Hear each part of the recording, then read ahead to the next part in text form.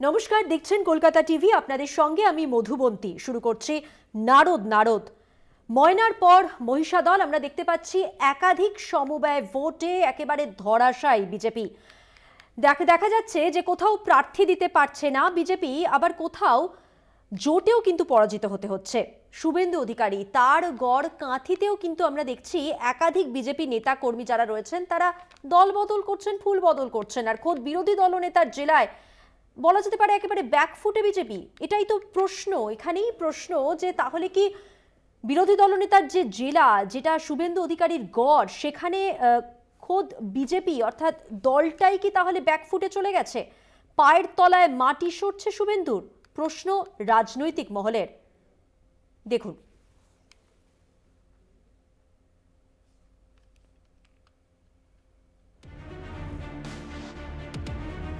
লোকসভা নির্বাচনের আগে শুভেন্দুর গড়ে রাম বাম জোটের পরাজয়। বিজেপি পরিচালিত গ্রাম পঞ্চায়েতে রাম বাম জোট পরাস্ত। উড়ল সবুজ আবির, সমবায়ে জয় তৃণমূলের। মহিষাদল ব্লকের রমণীমোহন মাইতি গ্রাম পঞ্চায়েতের ঠাটারিবার কৃষি সমবায় সমিতিতে ভোট ছিল বৃহস্পতিবার। ১৩০০ জন ভোটের এই সমবায়ে মোট আসন ৬১টি। ১২২ জন প্রার্থী এদিন নির্বাচনে লড়াই করেন। ৬১টির মধ্যে তৃণমূল ৩৬টি পায়, বিরোধীরা পায় ২৫টি। রমণীমোহন মাইতি গ্রাম পঞ্চায়েত বিজেপি দখলে থাকলেও সমবায়ে দখল নিল শাসক দল। এ নিয়ে তমলুক সাংগঠনিক জেলা বিজেপি সম্পাদক রামকৃষ্ণ দাস এই জয়কে গুরুত্ব দিতে নারাজ। অন্যদিকে জেলা পরিষদের কৃষি ও সমবায় কর্মাধ্যক্ষ মানস কুমার পণ্ডার দাবি, এই অশুভ ভোট মানুষ মেনে নেয়নি। সম্প্রতি সমবায় কৃষি উন্নয়ন সমিতির ভোটেও সবুজ ঝড়। বিনা প্রতিদ্বন্দ্বিতায় ৪২ আসনে জয়ী হয় তৃণমূল। পূর্ব দক্ষিণ ময়না জনসেবা সমবায় কৃষি উন্নয়ন সমিতির ভোটে জয় তৃণমূলের। ২০১৮ সালেও এই সমবায়ে বিনা প্রতিদ্বন্দ্বিতায় জিতেছিল তৃণমূল। এই ময়না বিধানসভা কেন্দ্রটি গত ভোটে শাসক দলের থেকে ছিনিয়ে নেয় বিজেপি। ১২৬০ ভোটে তৃণমূল প্রার্থীকে হারিয়েছিলেন বিজেপির অশোক বিন্দা। তারপরেও বিজেপি এই সমবায়ে প্রার্থী দিতে না পারায় বিজেপির সাংগঠনিক শক্তি নিয়ে কটাক্ষ শাসক দলের। এই আবহে শুভেন্দু অধিকারীর গড়ে বিজেপির ভাঙন। বিজেপি ছেড়ে তৃণমূলে যোগ বিজেপির পঞ্চায়েত সদস্যার। শুক্রবার অনুগামীদের নিয়ে তৃণমূলের হাত ধরেন পূর্ব মেদিনীপুর জেলার কাঁথি ১ নম্বর ব্লকের হৈপুর গ্রাম পঞ্চায়েতের বিজেপি সদস্য অনুশ্রী জানা এবং দক্ষিণ চড়াইখিয়া গ্রাম সংসদের বিজেপি প্রার্থী সোমনাথ রায়।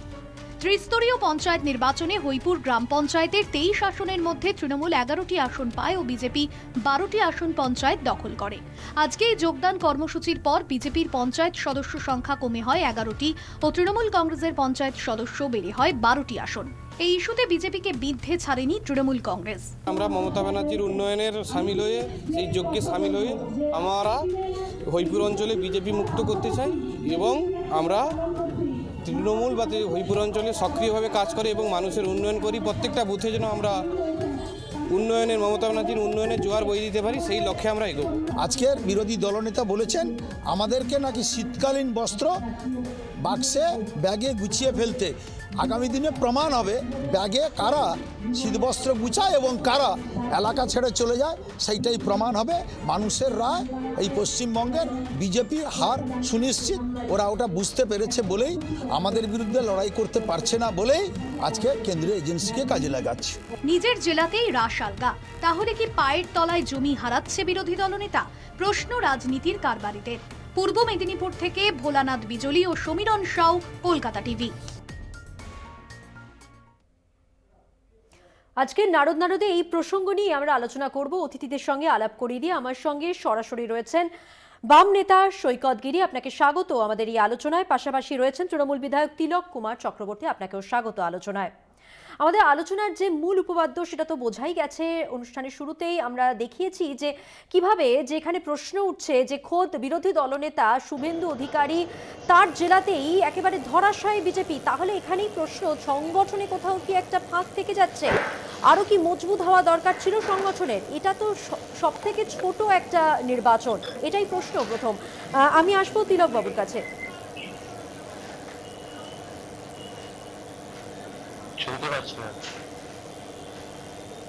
তিলক বাবু, আপনি শুনতে পাচ্ছেন তো? বাম নেতা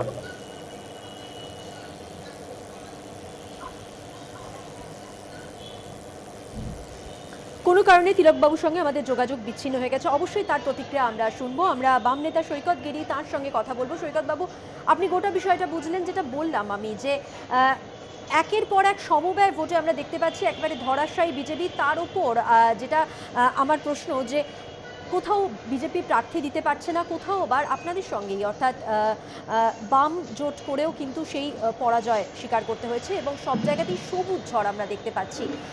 সেক্ষেত্রে কোথাও কি তাহলে কি সেই সংগঠনের ক্ষেত্রে একটা রাশ আলগা হয়ে যাওয়ার ব্যাপার ধরা পড়ছে নাকি?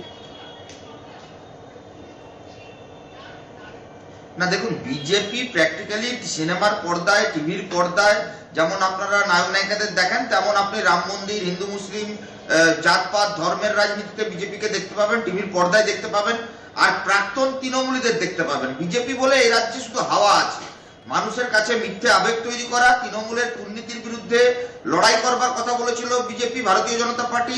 সেই ভারতীয় জনতা পার্টি তাদের বিরোধী দলনেতা করেছে দুর্নীতিতে অভিযুক্ত তৃণমূলের প্রাক্তন মন্ত্রীকে। যে ভারতীয় জনতা পার্টি দুর্নীতির বিরুদ্ধে লড়াইয়ের কথা বলে, তারা তাদের সহসভাপতি, সর্বভারতীয় সহসভাপতি করেছে অনুপম বাবুকে, যিনি তৃণমূলের প্রাক্তন নেতা। সাহেব ভাই, বিজেপি বলে কিছু নেই, তৃণমূলের প্রাক্তন চোরেরা তারা এখন জামা পাল্টে বিজেপি হয়েছে, মানুষকে ভুল বুঝিয়েছে তার ফলে। কিন্তু সমবায় ভোটে আপনি যে উদাহরণ দিলেন, এই পূর্ব মেদিনীপুর জেলায় একের পর এক সমবায় নির্বাচনে যেখানে যেখানে বামপন্থী কোন নেতৃত্ব কর্মীর বিরুদ্ধে অভিযোগ উঠেছে, তারা বিজেপির সঙ্গে আঘাত করেছে, তাদেরকে পার্টি 24 ঘন্টা 48 ঘন্টার মধ্যে দল থেকে বহিষ্কার করেছে। নন্দকুমারে সিপিআইএম এর 11 জন পার্টি মেম্বারকে সিপিআইএম তাড়িয়েছে। সিপিআই মহিষা দলে 3 জন পার্টি মেম্বারকে আমরা আমাদের শাখা সম্পাদক সহ আমরা তাদেরকে দল থেকে শোকজ করেছিলাম। স্বাভাবিকভাবে এটা উদাহরণ নয়, উদাহরণ হলো ব্রিগেডে বিপুল সমাবেশ, তারপর হলদিয়ার ডগ নির্বাচনে, যে ক্রেডিট সোসাইটি নির্বাচন, সেই নির্বাচনে 13টি সিটে বামপন্থীরা বিপুল ভোটে জয়যুক্ত হয়েছে। বাবু, আসবো আপনার কাছে, অবশ্যই প্রতিক্রিয়া শুনবো। আমার সঙ্গে এই মুহূর্তে রয়েছেন আরো একজন অতিথি, বিজেপির রাজ্য কমিটির মেম্বার ও কাঁথি লোকসভার কনভেনার অমলেন্দু পাহাড়ি। ওনার কাছেও আমি এই প্রতিক্রিয়া জানবো, কিন্তু পাশাপাশি জানিয়ে রাখি, আমরা এর আগে কথা বলছিলাম তিলকবাবুর সঙ্গে যোগাযোগ বিচ্ছিন্ন হয়ে যায়। তৃণমূল বিধায়ক তিলক কুমার চক্রবর্তী, তিনিও রয়েছেন আমাদের সঙ্গে। সৈকতবাবু, যেমনটা বলছিলেন আপনি। দেখুন, আমি পরিষ্কারভাবে বলছি দুটো কথা। পূর্ব মেদিনীপুর শুধু নয়, গোটা রাজ্য জুড়ে তৃণমূলের বিরুদ্ধে লড়াইয়ের যে ভুয়ো রাজনীতি, ভাঁওতাবাজির রাজনীতি, সেই রাজনীতি, মানুষকে ভুল বোঝানোর রাজনীতি, সেটা বিজেপি 19 সালে করেছে, 21 সালে করেছে, 23-এর পঞ্চায়েতে করেছে। আপনাদের সামনে 3টে নির্বাচনের ফলাফল রয়েছে। 19, 21, 23 3টে জায়গাতেই বিজেপি প্র্যাকটিক্যালি তৃণমূলের চোরেদের ধরবার কাজ করেনি, উপরন্তু জাতপাতের রাজনীতি করে তৃণমূলের ভোট ব্যাংক বাড়িয়েছে। বিজেপির যা রাজনীতি সেটা হাওয়াতে আছে, রাম মন্দিরের নামে আছে। এখন আপনি ধরুন না, লোকসভা নির্বাচনের আগে রাম মন্দিরের উদ্বোধন হচ্ছে, রামনবমী অবধি অপেক্ষা করা গেল না, 22শে জানুয়ারি উদ্বোধন হয়ে যাচ্ছে। তার কারণটা কি?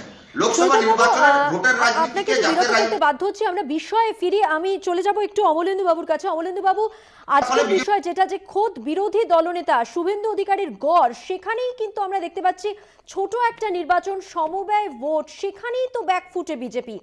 কি বলবেন?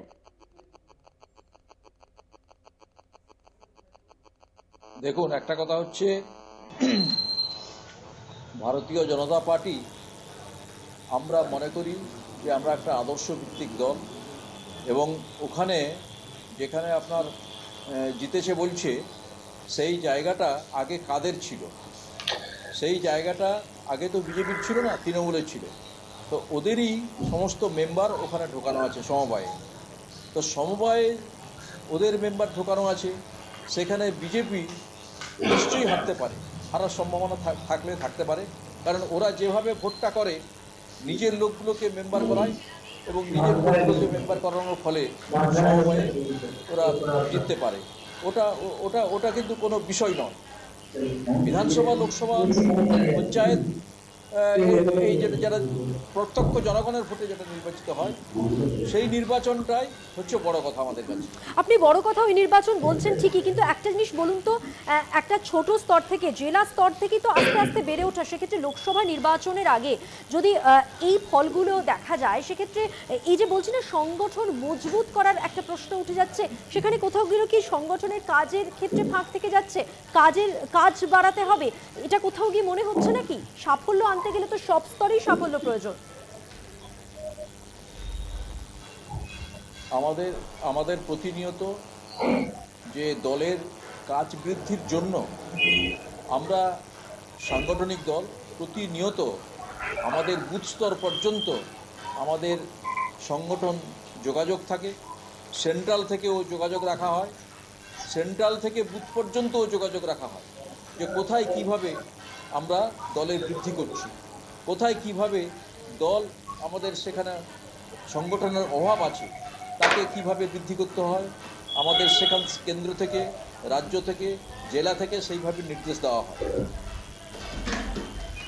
সঙ্গে থাকবেন তিনজন অতিথির কাছে আমি ফিরবো একটা বিরতির পর। নারদের যে বিষয় নিয়ে আমরা আলোচনা করছি এই আলোচনাতেই ফিরছি, ছোট্ট একটা বিরতি, সঙ্গে থাকবেন। ফিরে এলাম বিরতির পর নারদ নিয়ে। আজকের বিষয় আপনারা তো জানেনই, ময়নার পর আমরা দেখলাম মহিষাদল একাধিক সমবায় ভোটে, যেটা দেখা যাচ্ছে যে ইদানিংকালে একেবারে ধরাশায়ী বিজেপি তাহলে কোন জায়গায় দাঁড়িয়ে। এই মুহূর্তে তৃণমূল বিধায়ক তিলক কুমার চক্রবর্তী রয়েছেন আমার সঙ্গে সরাসরি। তিলক বাবু, কিভাবে দেখছেন?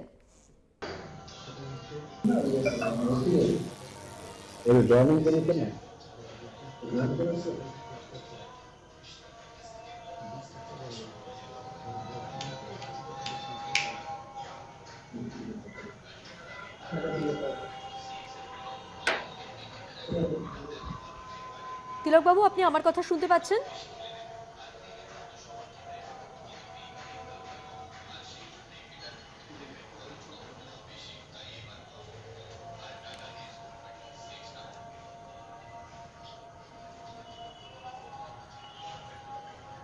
যান্ত্রিক কোনো কারণে হয়তো তিলকবাবু আমার কথা স্পষ্টভাবে বুঝতে পারছেন না। অবশ্যই আমরা আলোচনায় তো আসবো। আমি আসবো অমলেন্দু বাবুর কাছে। অমলেন্দু বাবু, যেটা আপনি বলছিলেন যে লোকসভা নির্বাচনের কথা, সেক্ষেত্রে আমার যেটা প্রশ্ন যে লোকসভা ভোটে দিলীপ ঘোষ, শুভেন্দু অধিকারী এদের এই ধরনের বড় মাপের নেতাদের ক্যারিশমায় কি গোটা বিষয়টায় সাফল্য আসবে? কি মনে করেন আপনি? কারণ সমবায় ভোট তো একটা ছোট স্তর, সেখান থেকেই তো ধীরে ধীরে বেড়ে ওঠা। সেই জায়গায় এইখানে যদি এই পর্যায়ে যদি ফাঁক থেকে থাকে তাহলে সেটা কি কোনোভাবে ক্যারি ফরওয়ার্ড হতে পারে না? তো সেই আশঙ্কা নেই তো? কি মনে করেন আপনি? ভারতীয় জনতা পার্টি নেতা নির্ভর পার্টি নয়। আমাদের পার্টি, আমরা সবসময় মনে করি যে আমাদের যে দল, আমরা দলের সংগঠন, তার উপর নির্ভর করে আমাদের দল চলছে এবং সেই সাংগঠনিক ক্ষেত্র মজবুত করার জন্য আমরা সবসময় সচেষ্ট। দিলীপবাবু এমপি, তিনি তার বক্তব্য নিশ্চয়ই বলবেন। শুভেন্দুবাবু বিরোধী দলের নেতা, তিনি তার বক্তব্য বলবেন। তারা সব জায়গায় যাচ্ছেন, কিন্তু তাই বলে এই নয় যে শুধুমাত্র তাদের ক্যারিশমায় ভারতীয় জনতা পার্টি লোকসভায় জিতে যাবে। কারণ সব বুঝলাম, আজকে হরিপুর 1 নম্বর অঞ্চলটা কোথায় গেল? যে সংগঠন বিজেপি একটা অঞ্চল ধরে রাখতে পারলো না কেন? তাহলে লোকসভার আগে বিজেপিটা লড়বে কি করে? যারা অঞ্চলটাই ধরে রাখতে পারে না, তৃণমূলে চলে গেল কেন বিজেপি, যেটা পঞ্চায়েতের মেম্বার? বলুন। এটা কে বলছেন? তিলকবাবু বলছেন? তিলকবাবু কি বলছেন বলুন। তিলকবাবু কি এই কথা বলছি? বলুন।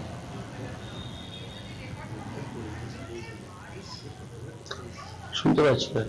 তিলকবাবু, আপনার কথাটা স্পষ্টভাবে যদি একটু বলেন। কিছু বুঝতে পারছি না। শুনতে পাচ্ছি না। অমলেন্দু বাবু, আপনি কন্টিনিউ করুন যেটা বলছিলেন। আমরা যেটা আপনাদের সমবায় সমিতিতে যারা জিতেছে, বর্তমান যে নির্বাচনগুলো হয়ে গেল, ময়নার কথাও বললেন শুনছি, কিন্তু ব্যাপার হচ্ছে ময়নাতে খুব ভয়াবহ সন্ত্রাস চলছে। সেখানে পুলিশি মদত এবং শাসক শ্রেণীর প্রত্যক্ষ মদত ছাড়া এইভাবে সন্ত্রাসের আবহে যে নির্বাচন হয়েছে এবং সেই নির্বাচনে বিজেপি হার হলেও আমরা মনে করি যে নির্বাচনে নামাটাই আমাদের কাছে বড় কথা ছিল। কারণ এর আগের বারেও তৃণমূল সমবায় সমিতি থেকে জিতেছিল। তাদেরই লোকজনকে নিয়ে তারা সদস্য তালিকা তৈরি করেছে এবং সেই নির্বাচনে আজকে ভারতীয় জনতা পার্টির প্রভাব নাও পড়তে পারে। এই হচ্ছে মূল কথা। বিজেপি ছেড়ে তৃণমূলে কিন্তু যোগ দিয়েছেন এক এক করে অনেকেই, এটাকে কিভাবে দেখছেন তাহলে? বিজেপি থেকে অনুশ্রী জানা এবং সোমনাথ রায়, নাম বলে দিই, অঞ্চল তৈরি হয়েছে বিজেপির অঞ্চল। নাম বলে দিই অনুশ্রী জানা তৃণমূলে এবং যোগদান দক্ষিণ করেছে। চড়াইখইয়া গ্রাম সংসদে বিজেপি প্রার্থী সোমনাথ রায়। একদম একদম। বিজেপি প্রার্থী যে জিতেছে তাকে অত্যন্ত আমরা যেটুকুন আমরা খবর পেয়েছি, আমাদের ওখানকার প্রধান ছিল ভারতীয় জনতা পার্টির প্রধান, যেটুকুন খবর পেয়েছি যে অর্থের প্রলোভন দেখিয়ে বিজেপি থেকে তাকে ভাঙানো হয়েছে। বেশ, আপনার কথা এবং তিলক বাবু শাসক শুনলেন। দলের পক্ষ আমি থেকে তিলক বাবুর কাছে এবার তাকে আসবো। অনেক সন্ত্রাসের কিছু আবহে প্রভূত শাসক দলের প্রত্যক্ষ মদতে এই জয়, কি বলবেন? অমলেন্দু বাবু তাই বলছেন।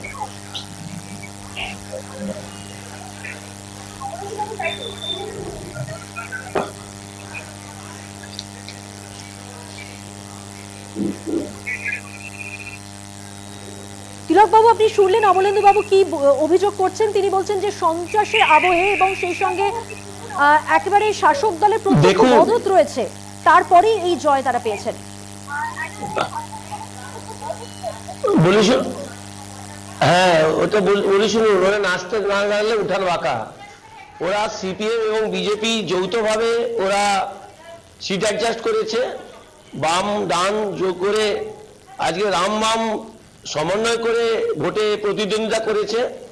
আজকে হেরে যাওয়ার পরে এই ধরনের কথাবার্তা কোনটা ওরা রামবাম? আস্তে আস্তে কোনটা করে রামবাম মাটি বলছেন হারাচ্ছে। আপনারা? 2024 খেজুরিতে সালের তৃণমূলের লোকসভা পঞ্চায়েত নির্বাচনের সমিতির আগে সভাপতি উদয়বাবু দেখবেন বিজেপির আরো প্রতিনিধিতে ছিল, ওরা এখন মাটি আপনার হারাবে। তৃণমূলের পঞ্চায়েত সমিতির সভাপতি। দিনের পর দিন তৃণমূলের মমতা পঞ্চায়েত বন্দ্যোপাধ্যায়ের তৈরি হচ্ছে বিরুদ্ধে বিজেপির পঞ্চায়েত মেম্বারকে যত নিয়ে। কথা বলবে আর বলছেন তত বাম রামের ভারতীয় জোটের জনতা কথা। পার্টি দুর্বল যে হবে, শুভেন্দু অধিকারী সিপিএম বিরুদ্ধে আপনারা দুর্বল গালিগালাজ হবে, বাংলায় করছেন, সিপিএম আপনারা বলতে দলনেতা ছিলেন দিচ্ছেন একটা সময়। দূরবীন আপনাকে দিয়ে বলতে রামবাম দিচ্ছেন তৈরি তিলক করে বাবুকে। আসলে ভারতীয় মানুষকে জনতা বিভ্রান্ত পার্টির করছেন উপরে আপনারা। ভর করে বিজেপির চরম বিরোধী শত্রু হলো বামপন্থীরা। রামবাম জোট আমাদের দল অনুমোদন করে না।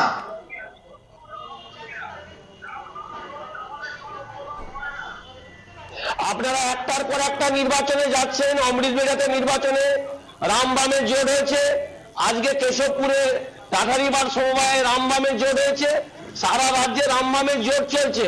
তলে তলে শুধু একটা ইস্যু, মমতা বন্দ্যোপাধ্যায়কে গোটা রাজ্য জুড়ে আপনি আপনাকে বলি, আপনি কালকে বিজেপিতে চলে যেতে পারেন, বামেদের একটা বড় নেতা কালকে বিজেপিতে যাবে না। আমরা দল থেকে 24 ঘন্টার মধ্যে বহিষ্কার করতে পারি। আর আপনার দলের নেতা অভিযোগ পাল্টা অভিযোগ, বাড়িতে গিয়ে লুচি তরকারি খেয়েছে, রাজনৈতিক আপনার চর্চা দলের নেতা এভাবেই তো চড়তে থাকে। আমরা বারবারই দেখেছি বিভিন্ন ইস্যুতে। অবশ্যই এই আলোচনা চলবে, আরো অন্য অনেক বিষয় নিয়ে আমরা আলোচনা করব। আপাতত আজকের মতো তিনজনকেই ধন্যবাদ জানিয়ে নারদ আজকের মতো এখানেই শেষ করছি। অন্যান্য সমস্ত খবরের জন্য আপনাদের চোখ থাকুক কলকাতা টিভির পর্দায়। কলকাতা টিভি দেখুন, রাত দিন 7 দিন।